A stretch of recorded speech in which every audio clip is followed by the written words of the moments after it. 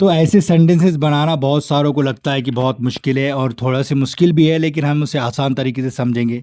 जैसे आपको बोलना है, धत तेरी की नौटंकी मत करो, मैं यहाँ के चप्पे चप्पे से वाकिफ़ हूँ, जो कहना था कह लिया, हो गया तेरा, वो बस दिखावा है। तो ऐसे सेंटेंस अगर आपको लगता है कि मुश्किल है तो मैं आपके लिए आसान बनाने वाला हूँ।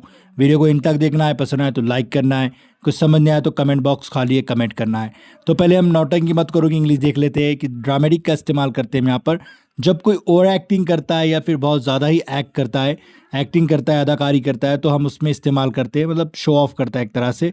तो हम बोल सकते हैं नौटंकी मत करो के लिए इस्तेमाल करना है, डोंट लगाना है, फिर बी लगाना है, फिर सो ड्रामेटिक लगाना है। सो बोल सकते हैं आप don't be so dramatic, right, इस तरीके से।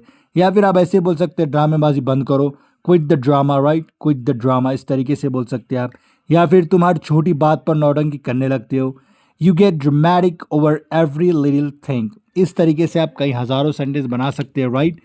फिर उसके बाद हमें बोलना है कि चप्पे चप्पे से वाकिफ़ हूँ, राइट, क्योंकि आप हर जगह से फैमिलियर है, राइट। तो आप इसका इस्तेमाल करना है एवरी नुक एंड कॉर्नर, या फिर इनसाइड आउट का इस्तेमाल करते हैं, लेकिन एवरी नुक एंड कॉर्नर का इस्तेमाल करना आप। जैसे मैं यहाँ के चप्पे चप्पे से वाकिफ़ हूँ, तो आपको बोलना है मैं जानता हूँ, आई नो एवरी नुक एंड कॉर्नर इस जगह का, of this place, I know every नुक and corner of this place.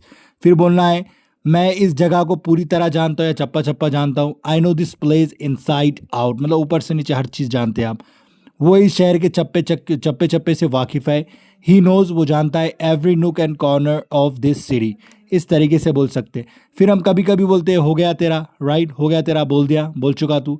तो इस तरीके के सेंटेंस बोलने के लिए आर यू थ्रू, या फिर और एक सेंटेंस होता है वो भी सीखेंगे हम।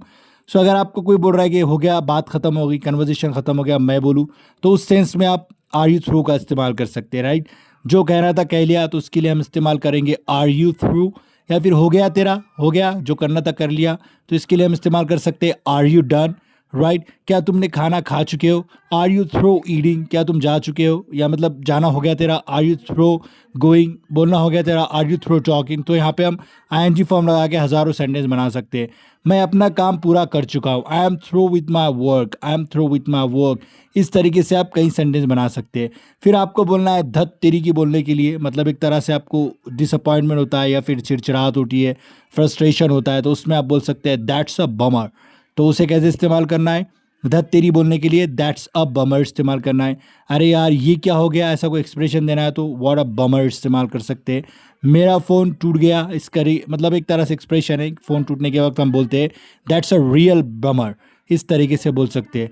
फिर अगर आपको ये बोलना है कि उसने मेरी पोल खोल दी, राइट, तो इस तरीके से, मतलब किसी का आपका राज खोल रहा है कोई, तो आपको एक्सपोज या फिर स्पिल द बेन का इस्तेमाल कर सकते हैं। अब जैसे उसने मेरी पोल खोल दी, ही एक्सपोज्ड मी, ही एक्सपोज्ड मी, राइट।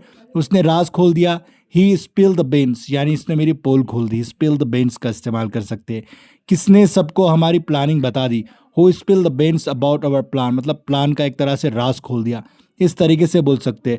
फिर अगर आपको बोलना है कि ये बस दिखावा है, तो उसके लिए अ फ्रंट का इस्तेमाल कर सकते हैं। कोई फेक बिहेवियर है या कुछ भी चीज़ हो रही है, तो आप क्या कर सकते हैं, अ फ्रंट का इस्तेमाल कर सकते हैं। वो बस दिखावा है, it's just a front, it's just a front, right. दिखावा करना बंद करो, ड्रॉप द फ्रंट, इस तरीके से बोल सकते हैं। वो खुश होने का दिखावा कर रहा है, he is putting up a front, इस तरीके से बोल सकते हैं आप, राइट। अगर आपको कुछ बोलना है, जैसे आप बोलते हैं कभी कि ऐसा नहीं होना तेरे साथ, ऐसा हो जाए तेरा साथ, तो उसके लिए हम विश समथिंग ऑन समवन इसका इस्तेमाल कर सकते हैं कि कोई बुरा एक्सपीरियंस ना करे, तजुर्बा ना करे, या फिर किसी के साथ बुरा ना हो, उस सेंस में आप इस्तेमाल करना है। तो आप एग्जाम्पल सेंटेंस देखेंगे, मैं नहीं चाहूँगा तुम्हारे साथ ऐसा हो, I wouldn't wish that on you, I wouldn't wish that on you, इस तरीके से बोल सकते हैं।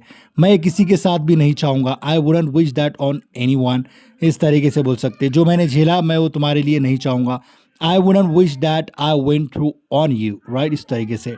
सो एक और एक्सप्रेशन है कि वाना बेट, मतलब शर्त लगा लो, हम बोलते हैं चैलेंज के लिए, तो ये वाना बेट का इस्तेमाल कर सकते हैं आप। शर्त लगा लो, वाना बेट, यानी do you want to bet, इस तरीके से एक सेंस आ रहा है कि आप शर्त लगाना चाहते हो, इस तरीके से। तुम्हें लगता है वो नहीं आएगी, शर्त लगा लो, you think he won't come या फिर शी वोंट कम, वाना बेट, शर्त लगा लो। वो परीक्षा पास करेगा, लगा ले शर्त, he will pass the exam, वाना बेट, क्या शर्त लगाना चाहते हो। इस तरीके से ये एग्जाम्पल सेंटेंसेस थे। अगर आपको पसंद आए तो लाइक करना है, कुछ समझ नहीं आए तो कमेंट करना है और सब्सक्राइब भी कर सकते हैं इंग्लिश सीखने के लिए नो टाइम। मिलते हैं अगले वीडियो में। वीडियो देखने के लिए बहुत बहुत शुक्रिया।